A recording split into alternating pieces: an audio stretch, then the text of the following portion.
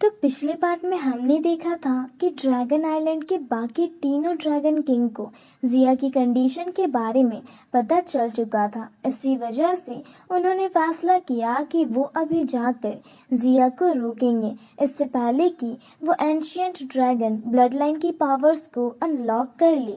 हालांकि वहां पहुंचकर ये जीतते हुए दिख भी रहे थे, वहीं दूसरी तरफ शाओ यान लड़ाई के बीच में अभी जिया के उन क्रिस्टल्स को पिघलाने की कोशिश कर रहा था जिनके बीच वो फंसी हुई थी। इसी बीच तीनों ड्रैगन किंग में सबसे powerful dragon king, north island का किंग, वो आकर शाओयान से रुकने को कहता है। उसकी दुश्मनी शाओयान से नहीं थी, इस वजह से उसने शाओयान को वहां से जाने को कहा, लेकिन शाओयान अपने दोस्त को अकेले छोड़कर कैसे जा सकता था। इसी वजह से शाओयान ने साफ मना कर दिया। ये देखकर वो ड्रैगन किंग शाओयान पर हमला करने वाला था, लेकिन उसी समय जिया होश में आ गई और उसने अपनी एनर्जी से उस ड्रैगन किंग को पीछे हटा दिया।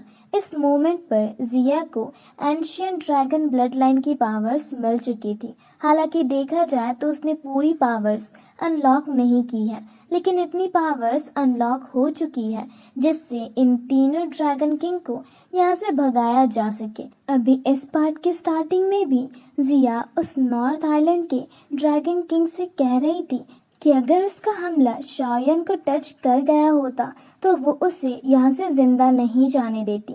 वैसे अभी जिया की बॉडी से जो एंशियंट ब्लड लाइन की ऑरा निकल रही थी, उसे महसूस करके ये लड़ाई पहले ही रुक चुकी थी, क्योंकि तीनों ड्रैगन किंग समझ चुके हैं कि अब वो कुछ नहीं कर सकते। वो नॉर्थ आइलैंड का ड्रैगन किंग तो ऑलरेडी भाग चुका था। तभी शाओयान जिया के पास आता है और उससे पूछता है कि वो ठीक तो है, क्योंकि उसने अभी अभी रिकवर किया है और अचानक ही अपनी इतनी पावर का एक साथ इस्तेमाल कर दिया। जिया कहती है कि वो पूरी तरह से ठीक है, लेकिन वो ये नोटिस कर पा रही थी कि अभी शाओयान की हालत ठीक नहीं है। वो करीबन 1 महीने से जिया की उन क्रिस्टल्स को पिघलाने के लिए लगातार अपनी एनर्जी का यूज कर रहा था, जिस वजह से उसकी लगभग पूरी एनर्जी खत्म हो चुकी है और अब उसे थोड़ा आराम करने की ज़रूरत है। वो यहाँ अपने एंशियंट ब्लड लाइन की एक ब्लड ड्रॉप शाओयान की बॉडी में इंजेक्ट करती है और हेशिंग से कहती है कि वो शाओयान को यहाँ से लेकर जाए, जिससे शाओयान थोड़ा आराम कर सके। यहाँ की सिचुएशन अब वो खुद संभाल लेगी। वहाँ हेशिंग तुरंत ही ऑर्डर फॉलो करके शाओयान को अपने साथ ले गया और जिया यहाँ बाकी दोनों ड्रैगन किंग्स के पास आकर उन्हें समझाने लगी कि ड्रैगन आइलैंड पर ड्रैगन किंग नाम की कोई चीज़ है ही नहीं। यहाँ पर सिर्फ एक ही चीज़ राज करती है और वो है ड्रैगन एम्पायर और उसके लोग। साथ ही वो उन्हें वार्निंग भी देती है कि अगर उन्होंने फिर से आगे चलकर कोई प्रॉब्लम क्रिएट करने की कोशिश की तो ड्रैगन आइलैंड पर कोई भी ड्रैगन किंग नहीं बचेगा। अभी वहाँ खड़े हुए वो दोनों ड्रैगन किंग ये तो जानते हैं कि अभी वो जिया का कुछ नहीं कर सकते, लेकिन उन्होंने अभी भी हार नहीं मानी है। वो एल्डर जूलिन को यह ज़रूर चैलेंज करके जाते हैं कि वो फिर से ज़रूर लौटेंगे। हालांकि अभी के लिए प्रॉब्लम सॉल्व हो चुकी थी, इसलिए सीन वापस यहाँ शाओयान पर आ जाता है। शाओयान को अभी सोते हुए 1 दिन हो चुका था। अगले ही दिन जब उसकी नींद पूरी होती है तो सबसे पहले उसने जिया का नाम चिल्लाया, क्योंकि 1 दिन पहले वो सही से जिया से उसके कंडीशन के बारे में नहीं पूछ पाया था। यहाँ एल्डर जूलिन और हेशिंग दोनों ही तुरंत आ जाते हैं। वो शाओयान को फिर से होश में आता देख बहुत खुश थे। असल में जब हेशिंग शाओयान को यहाँ लेकर आए तब शाओयान बेहोश हो गया था, लेकिन वो जानते थे कि उसे बस रेस्ट करने की ज़रूरत है, इसलिए उन्होंने ज़्यादा टेंशन नहीं ली। वैसे शाओयान अभी जिया के बारे में पूछता है तो एल्डर जूलिन बताते हैं कि वो अभी अपनी एंशियंट ड्रैगन ब्लड लाइन्स की पूरी पावर को अनलॉक कर रही है। इसका मतलब यही है कि शाओयान ने जिया को उन क्रिस्टल से बाहर निकाल दिया, लेकिन पूरी एनर्जी अभी तक जिया ने एब्जॉर्ब नहीं की थी, क्योंकि तब वो तीनों ड्रैगन किंग्स वहां आ चुके थे। अब जब प्रॉब्लम सॉल्व हो चुकी है तो उसने सोचा क्यों न बाकी बची हुई एनर्जी को भी एब्जॉर्ब कर लिया जाए। यहाँ हे शिंग शाओयान के कंधे पर हाथ रखते हुए कहने लगते हैं कि तुम्हें जिया की चिंता करने की जरूरत नहीं है, वो ठीक है। हालांकि जब उन्होंने हाथ रखा तो शाओयान नोटिस करता है कि शाओयान की बॉडी से एक अजीब गोल्डन एनर्जी निकल रही है। शाओयान को इस एनर्जी के बारे में नहीं पता, साथ ही बहुत देर से उसे अपनी बॉडी में भी कुछ चेंजेस महसूस हो रहे थे।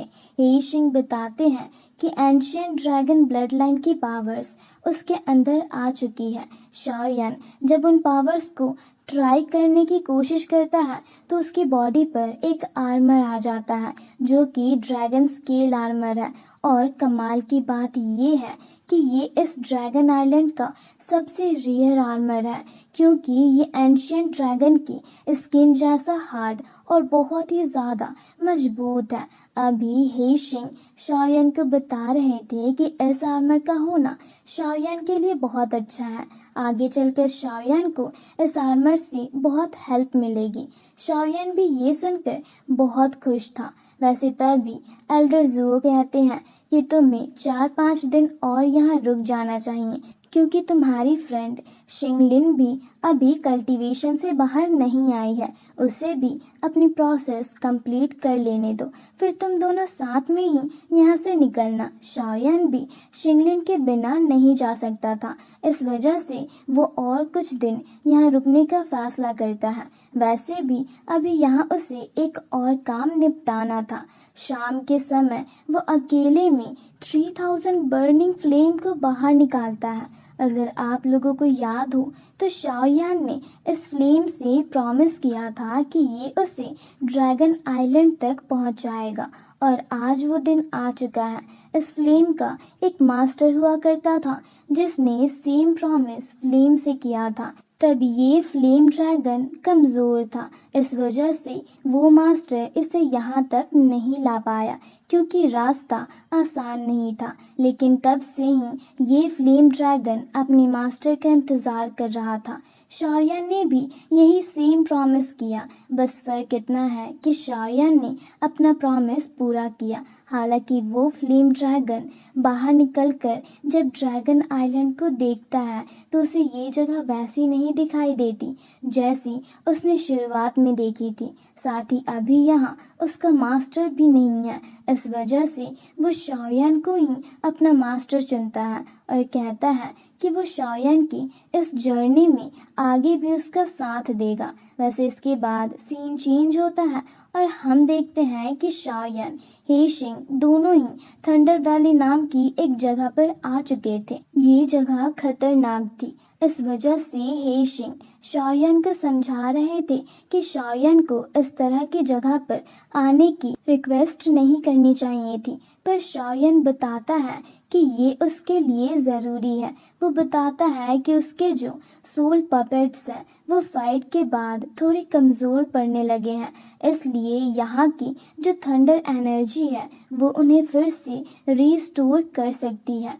अभी हे शिंग को भी ये बात सही लगती है, लेकिन वो शाओयान को यहाँ से ज़्यादा आगे जाने की परमिशन ना देते हुए उस जगह के बाहर चले जाते हैं और कहते हैं कि वो बाहर से ही गार्ड करेंगे। अगर शाओयान को कोई भी प्रॉब्लम हो तो वो आवाज़ देकर उन्हें बुला सकता है। शाओयान भी उन्हें शुक्रिया कहता है और फिर उसी जगह पर बैठकर अपने सभी पपेट्स को बाहर निकाल लेता है। यहाँ शाओयान देखता है कि थंडर एनर्जी की वजह से इजीली उसके सभी पपेट्स फिर से पहले की तरह रिकवर कर रहे हैं और साथ ही धीरे धीरे उनकी पावर बढ़ रही है। हालांकि शाओयान जानता है कि उन पपेट की पावर्स बढ़ाने के साथ साथ उसे खुद की पावर्स पर भी काम करना चाहिए, इसलिए वो भी वही कल्टीवेशन में लग चुका था। वैसे अभी वहाँ जो थंडर एनर्जी थी, अगर नॉर्मली देखा जाए तो वो किसी भी कल्टीवेटर की बॉडी के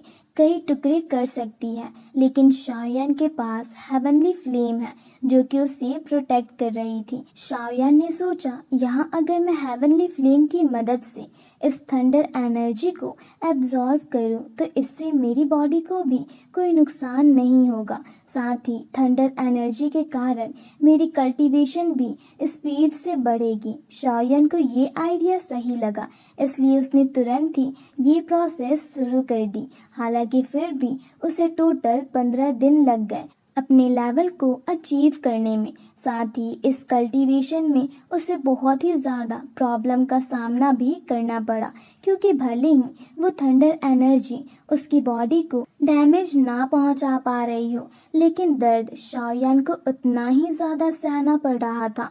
फिर भी किसी तरह से हेवनली फ्लेम का एक टोर्नेडो क्रिएट करके शाओयान ने बहुत ज़्यादा अमाउंट में थंडर एनर्जी को एक साथ एब्जॉर्व किया और टोटल 15 दिन में डोजन 5 स्टार को अचीव कर लिया। साथ ही शाओयान देखता है कि उसके सभी सोल पपेट्स अब फिर से पहले की तरह रिकवर कर चुके हैं और साथ ही उनका लेवल भी इंक्रीज हो चुका है। साथ ही उसका जो डीमन सोल पपेट था वो भी अब पूरी तरह से ठीक है और साथ ही उसकी पावर्स भी बढ़ गई है। हालांकि शाओयान जब खुश हो रहा था तभी उसकी नज़र वहाँ नीचे थंडर पूल पर पड़ी।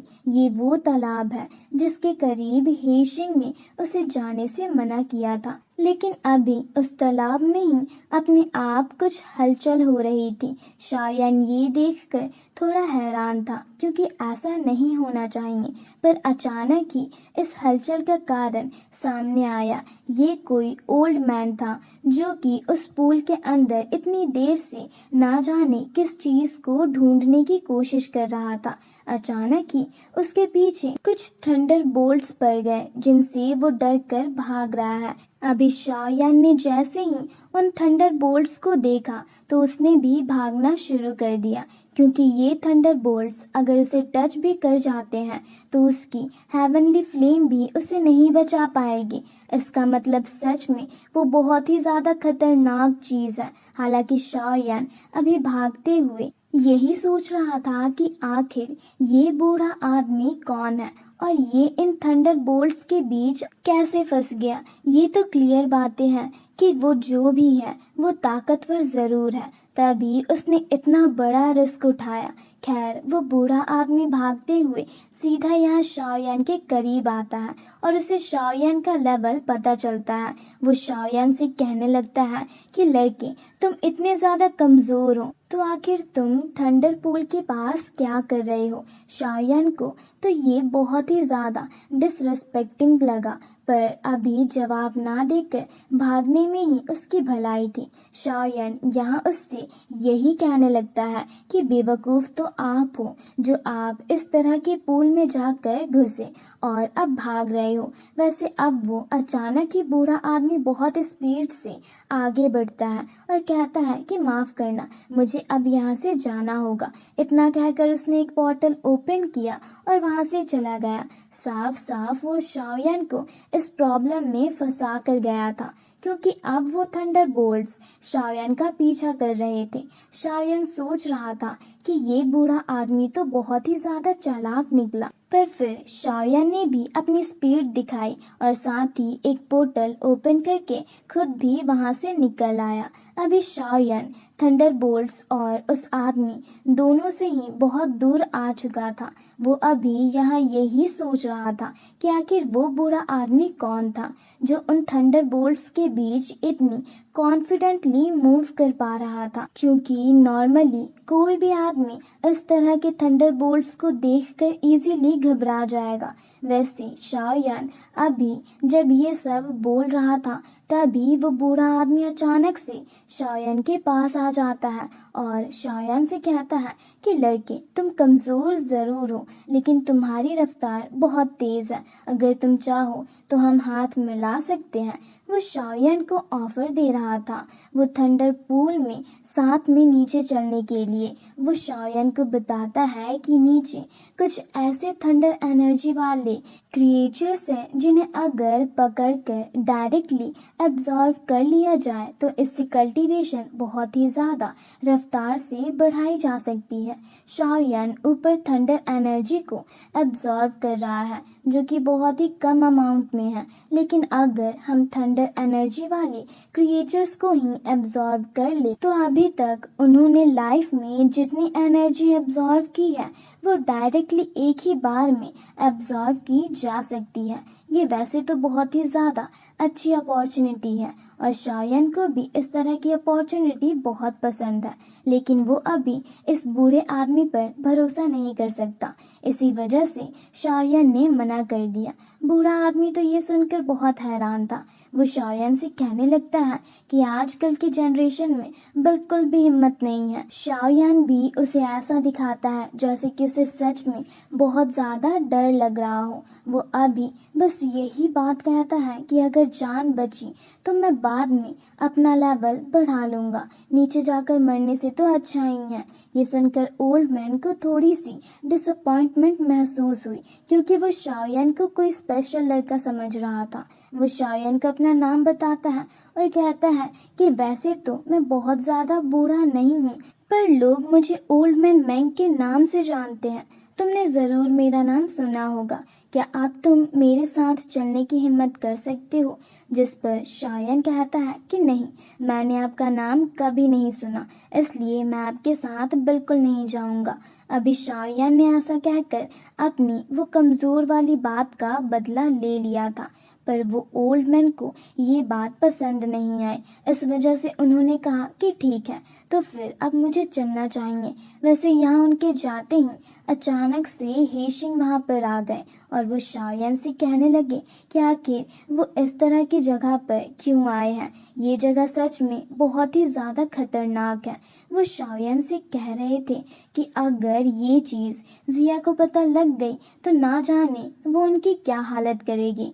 खैर, अभी यहाँ वो शाओयान को अपने साथ लेकर चले जाते हैं, पर ओल्ड मैन जो कि अभी अभी वहाँ से गायब हुए थे वो सब कुछ देख रहे थे। वो सोच रहे थे कि आखिर ये लड़का कौन है जो एंशिएंट वॉइड ड्रैगन क्लान के इतने करीब है, क्योंकि देखकर ही पता चल रहा है कि शाओयान बस एक नॉर्मल ह्यूमन है। साथ ही उन्होंने यहाँ शाओयान का नाम भी सुना और वो अभी यही सोच रहे हैं कि ये नाम वो पहले भी कहीं सुन चुके हैं, लेकिन कहाँ सुने हैं ये अभी उन्हें याद नहीं। वैसे अब सीन चेंज होकर यहाँ जिया पर आता है, जो कि अभी भी उस dragon Phoenix life origin fruit की एनर्जी को एब्जॉर्ब कर रही है। उसे अभी इस चीज़ में समय लगेगा। तभी वहाँ शाओयान आ जाता है और फिर शिंगलिन भी आ जाती है। शिंगलिन ऑलरेडी अपने 6th स्टार डोजन लेवल पर पहुंच चुकी है। शाओयान ये चीज़ देखकर बहुत खुश था।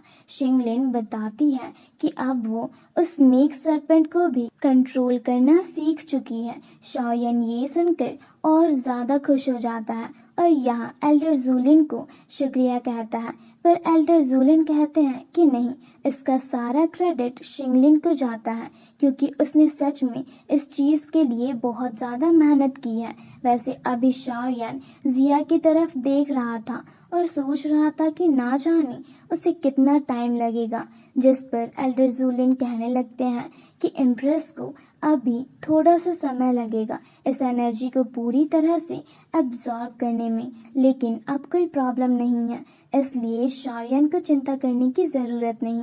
शाओयान कहता है कि अगर ऐसा है तो उसे अब यहाँ से चलना चाहिए, क्योंकि उसके मास्टर भी अब थोड़ी चिंता कर रहे होंगे। उससे इस जगह पर सच में बहुत टाइम हो चुका है।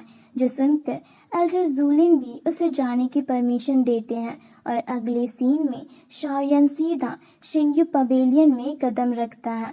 वहाँ जब शाओयान पहुँचता है तो मास्टर फेंग और मास्टर याओ लाओ दोनों ही उसे देखकर बहुत ज़्यादा खुश हुए। साथ ही उनकी इस खुशी का एक और कारण है। शाओयान कारण पूछता है तो वो बताते हैं कि शाओयान के लिए गुड न्यूज़ है। शाओयान ये सुनकर पहले ही खुश हो चुका था, लेकिन जब वो उस गुड न्यूज़ के बारे में पूछता है तो वो बताते हैं कि ये news purifying demon lotus flame के बारे में है। असल में ये हेवनली फ्लेम सारी फ्लेम्स में टॉप 3 पर आती है। अब वो यहाँ क्या न्यूज़ देने वाले हैं ये चीज़ हमें अगले पार्ट में ही पता चलेगी, क्योंकि अभी के लिए ये पार्ट यहीं पर ख़त्म होता है।